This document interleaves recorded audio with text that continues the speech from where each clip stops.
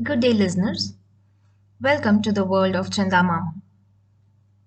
Today, I am going to read an article about a great social reformer from the January 2001 edition of Chandamama. Born this month. The India of the past we can never hope to revive, but the India of the future is for us to shape and to fashion. The India that is to be born will have no room for any distinction of race, creed, or color. Let us be Indians first and Indians to the last. This call was made 100 years ago by a great social reformer and educationist, Mahadeo Govind Ranade. The last sentence found echo in the speech of every leader who followed him. Among the social reforms he advocated was women's education. The society of those times was very orthodox. He decided to set an example himself. He began educating his 11-year-old wife, who was illiterate. The other women in the household were more angry when he arranged for an English lady to come home and give lessons to little Ramabai. They saw to it that she took a bath as soon as the lady went away. Mahadev was born on January 18, 1842, at Nipad in the district of Nasik. His father, Govind Rao Ranade, was administrator in the princely state of Kolhapur. When he was 13, Mahadev was sent to Bombay, where he joined the Elephant Steam Institution. In due course, he took his MA, LLB, and LLB honors. In every examination from his matriculation, he earned distinctions. Throughout his academic career, he was a scholarship holder. In later life, he helped many poor students with money. His attempts to reform society often met with criticism, but he bore it without malice. He was also of a forgiving nature. When he was holding the post of presidency magistrate, he was once traveling by train.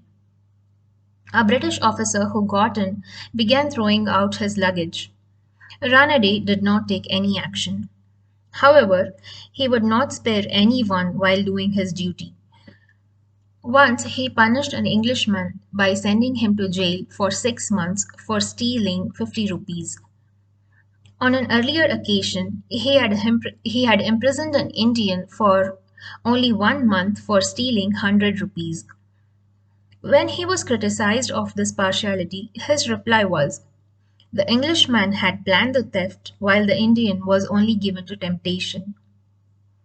When the Congress was formed by A.O. Hume, he joined it unofficially as he was in government service.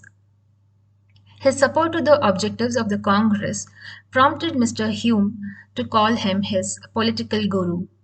This true son of India passed away on January 16, 1901. This was about the social reformer Mahadeo Ranade. Before I end this session, I would also like to read the editorial from January 2001. Welcome to a new millennium.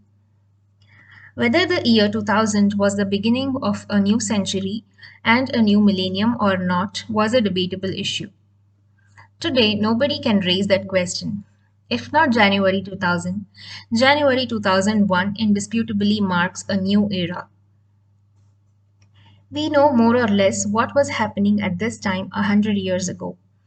It was a different world, without any cars, planes, TV, radio, internet, email, etc., etc. But how was our country 1,000 years ago? The building of two great monuments, the Brihadishwara temple at Tanjavur and the Lingaraj temple at Bhuvaneshwar, had just been completed. On the other hand, Muhammad of Ghazni plundered several cities of India and destroyed invaluable monuments. In other words, construction and destruction were simultaneous. That is what has happened always through the centuries. Through the ages, Great minds have told us not to fall a prey to our destructive impulses, but to use time for constructive and creative work. Many of our problems, if not all, are really in our minds. We try to solve them by destroying something, but nothing is solved that way. A classic case is the division of India. We thought that the Hindu Muslim problem would be solved by cutting apart the country. The problem was not solved. The issues were complicated, the conflict continues. Because it is in the mind, not in the good earth. We can achieve wonders if we remember this truth. If we can prepare our minds to live as one humanity. That is the call of the new century and the new millennium. All said and done, it is going to be one world. The sooner we realize it, the better. Friends, I certainly feel this editorial written in January 2001 is relevant even today. What is your opinion? Do ponder over. Let's meet again with the next Chandamama story. Until then, this is Ramya signing off.